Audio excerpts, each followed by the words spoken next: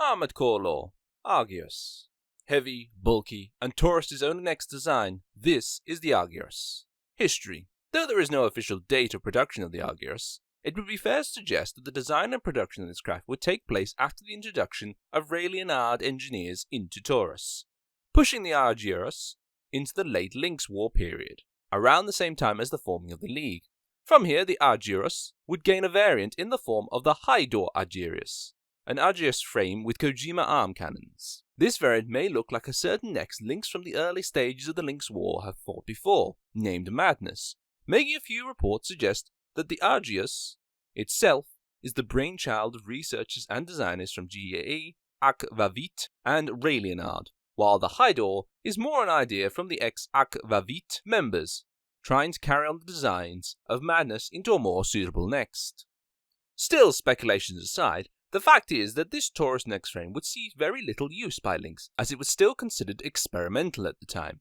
The most notable user of this next being Nidus and his Argios Gachirin.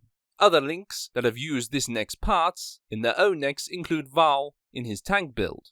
But in truth, should a Lynx wish to study a pilot who is very in tune with what their machine can do, look no further than Nidus.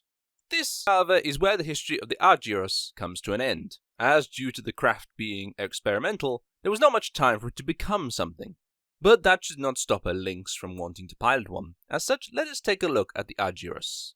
This next really is a clash of ideas, with its heavy and bulky frame coming from the minds of GAE and the employment of Kojima technology from Raelianard and Akvavit, all mixed into this next that is very flexible with what a Lynx can do with it. The Argios' strengths lie in its high rectification and primal armor parts, offering Lynx quite the protection between them and a foe. And to put it bluntly, a Lynx can stand there and take shots without much to worry about. But this bulky next does not lag behind in the speed department either, just in case a Lynx thinks standing there and shooting is all they can do.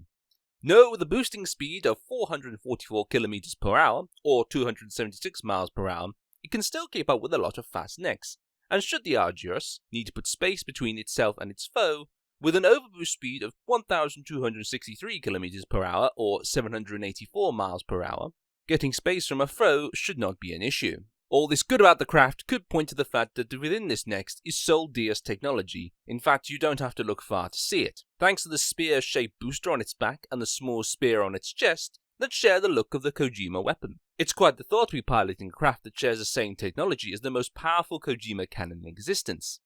But sharing this technology is what makes it a force to be reckoned with. Speaking of which, don't think that this next is not without faults, as it is. Mostly this comes in the form of flying and energy recovery, as this next was not meant to fly for long. It can, but quick boosting takes a lot of energy to move this next, and if you're using energy weapons as well, a keen eye is needed as the Argyros will drop without energy.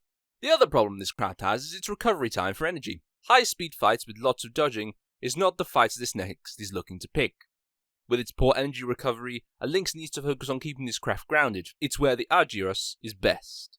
Another question a Lynx may wonder is what is the best loadout for this craft? Is it better with energy weapons, maybe a ballistic load, or a mixture? The truth is the Argyros is very flexible in this area. With an energy build like the one on screen, it works and really is a build where keeping the Argyros on the ground pays off the most. As this, and with its arms stating it's good with energy weapons, a Lynx won't be let down. You only need to see Nidus in action to see how effective an energy build on this next can be. On the ballistic side, the Argiros again can handle a loadout like this, and even allowing Lynx to get nice and close, taking the pain to the foe. As with all this bulky armor and primal armor, taking the hits to get close is nothing compared to the damage a build like this can put out. Finally, we come to the mix option, and again, I say the Argiros can handle this. As you can see from my own trial with this loadout, it's fair to say adopting to this style does require some trial and error, but this craft can handle such a loadout, and again offer a nice close to mid-range combat style with such a loadout. But what about the Hydor, some may ask? In truth, the Hydor suffers much like the Madness next, in that it has so few shots to offer a Lynx on its arms weapons that really it should only be used to take out other nexts. It's not a craft you want to take on normal missions, as without back weapons the Hydor is pretty much a few shot machine that would have to retreat from the mission quickly. Yet what can be said about the Argiros? In truth, it's a very good next for new Lynx, and for those who want to not have to dodge around like a mad creature. It's a craft that allows for mistakes and can work with most loadout, but it's not a fast, zippy, lightweight Nex that can fly around in the sky and rain down shots. It's a Nex that requires to stay on the ground and focus on using its bulkiness to take shots and fire back when the chance comes. Here ends the report on the Nex known as the Argiros. There's one catch. The enemy has commandeered a GA-manufactured arms fort. The client could not give us many details, but it sounds like it's gonna give you some trouble.